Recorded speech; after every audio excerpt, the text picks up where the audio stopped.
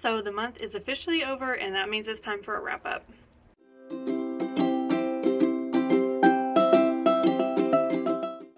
Hi, hello, and welcome back to my channel. My name is Alex, and today is the January 2024 wrap up. It's officially 2024. Like, the first month's gone, and we're already starting to work on the second one. I don't know how I feel about any of it. Like, how is y'all's 2024 going so far? Because so far, mine has been, I don't know. It's not bad. Like, it's not bad. But it seems like every day there's something. You know what I mean? There's like some little thing. And I am just so emotionally wrung out that these little things that happen, just like one little thing a day, it just pushes me right over the edge. It really does. Like, I just snapped. And it's either like I'm just angry or I'm sobbing. Literally every little thing this month has felt like a big thing. Every little thing has felt like a big thing. This morning when I was going over my notes for today, I literally like thought I was doing a completely different video today. I don't know why I thought that. I don't know why I thought that. Like, in my head, the last couple days, I've been thinking on the episode I was going to do today, and then like I sat down and I was just like double checking my little calendar that I make up for all of my content, and I was like, that's not even the segment I'm doing today. I've been thinking on it for like 3 or 4 days, and I was like, that's Jupiter back there, you see him? Yeah, I've been thinking on that segment for 3 or 4 days, and then I sat down and checked my calendar, and I was like, that's not even the one we're doing today. So, anyways, long story short, today we are doing the January 2024 wrap-up. So these are all the books I read in January, plus the ratings. We'll go over my rating system real quick. 5 stars, it was perfection. I loved it. I had a good time, and I'll recommend it. 4 stars, I still really liked it, but I had issues. 3 stars, I didn't like it, but it was a subjectivity issue, which means I just wasn't the right reader. Good grief, do you guys hear the traffic? Oh my gosh. Anyway, 2 stars, didn't like it, won't recommend it. 1 stars is the worst of the worst. Absolutely hated it, wasted my time, probably won't ever read the author again. Make sure you hit all the buttons down below so you know when I'm posting. I post every week, and all we do on this channel is talk about books. So if you like listening to people talk about books, here I am every week doing just that for you. Let's not waste any more time, let's get into it. Okay, when I was sitting here doing all this, like collecting my notes for today, like thinking about what I read in January, it literally feels like years ago that I read this book. I don't know what happened in January with my brain, but like I'm looking back on these now and I'm like, did I even remember that right? How long ago did I read this? Not that long ago. Not that long ago, and I'm having trouble. We're just gonna do our best today, okay? The first book I read in January was The Sunken City by Emma V.R. Noyes. Okay, I mentioned this in my series episode that I did.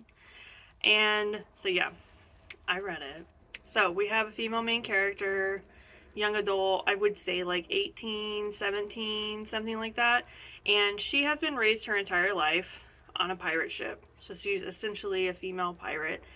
And during a big storm, she gets thrown off the boat, and next thing she knows, she is waking up in an underwater city where she is proclaimed to be the lost princess. Some things you should know right off the bat: magic in the above water world is like very bad.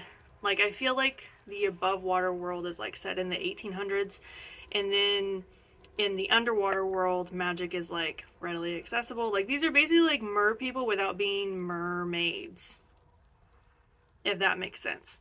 Okay, the sun was like super weird for a second. So yeah, this is basically like mermaid fantasy, but like people are not mermaids. They're just like people that live underwater with magical abilities.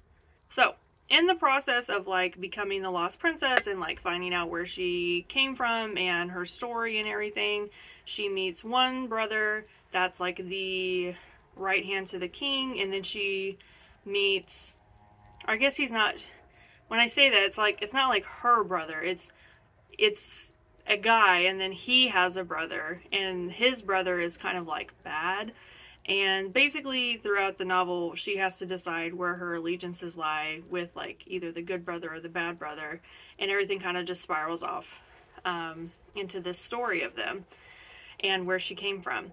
So I really liked this book, okay, which is interesting for me because I'm not a huge fantasy reader. I would say this is very fantasy light, so it was something that I was able to grasp onto fairly easily.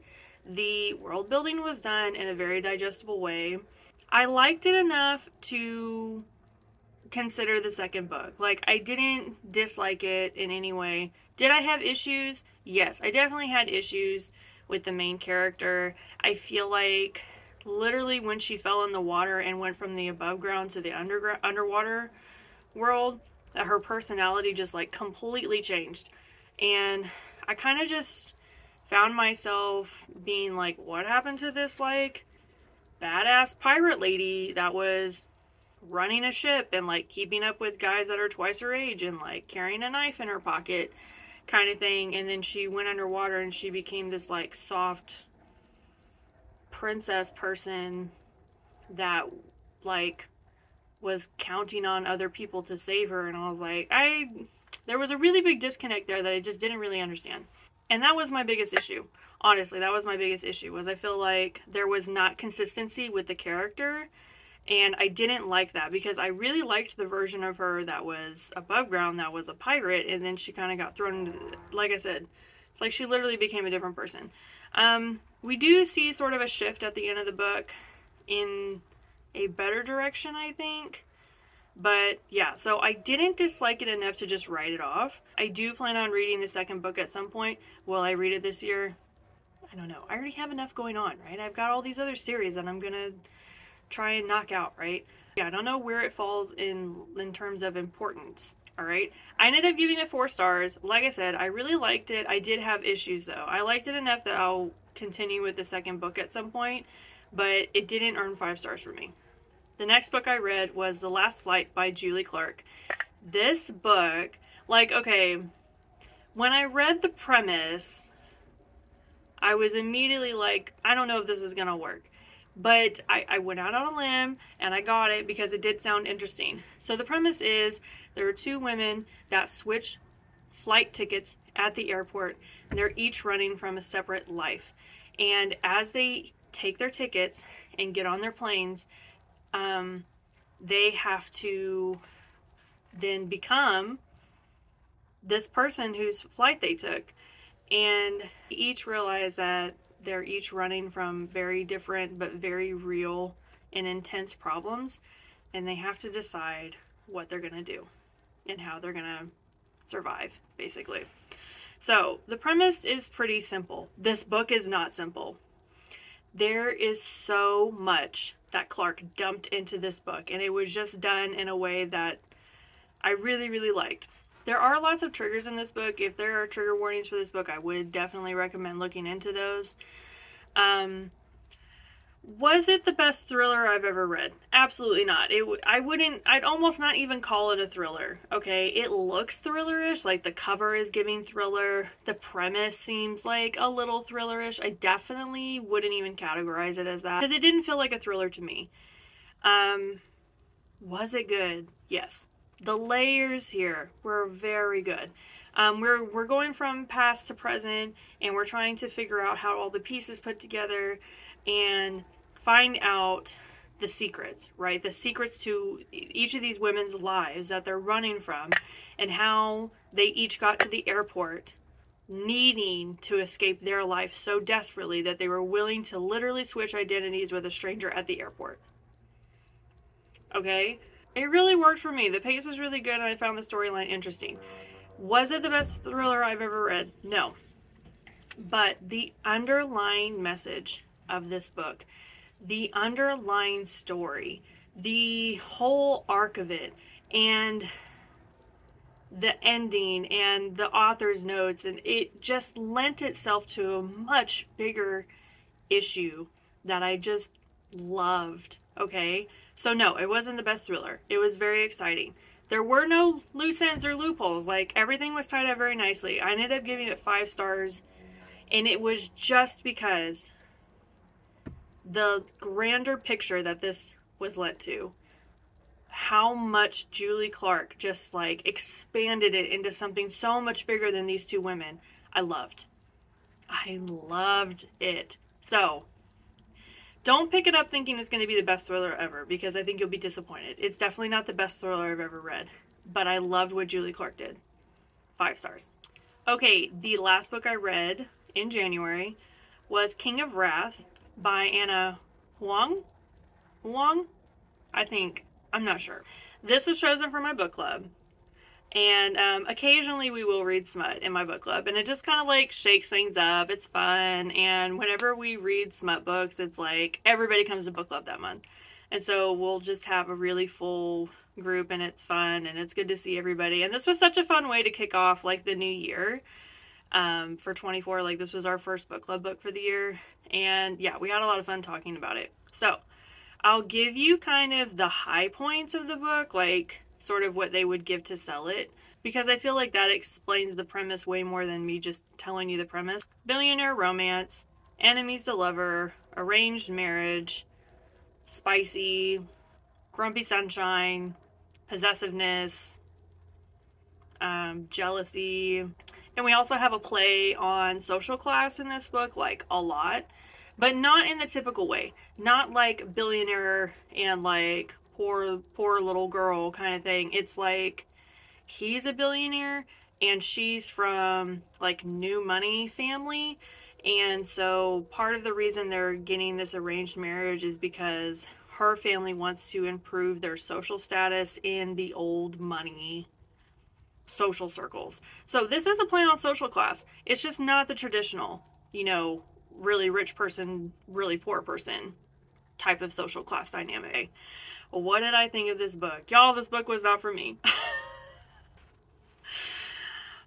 First of all, I'm so tired of billionaire romance. I'm so tired, honestly. Like, I can't get behind it. I can't get behind rich guy just buys whatever he wants and gets his way no matter what. I can't stand it, okay? That just lends to a whole patriarchy, misogynistic vibe that I just don't like, okay? And the different social class style of this book was also just really peeving me a little bit, because I just couldn't get behind it. I couldn't get behind this really super rich dude and this also really rich woman, like, coming together and it being an arranged marriage and them both being like wealthy and stuck up and just buy whatever you want. I couldn't get behind it. I didn't find it relatable at all. I could not relate to the guy. I could not relate to the woman.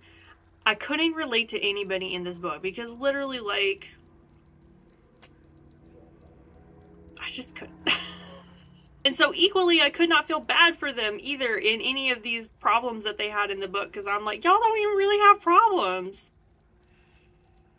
I was so cynical. I was so petty about it. It just wasn't for me.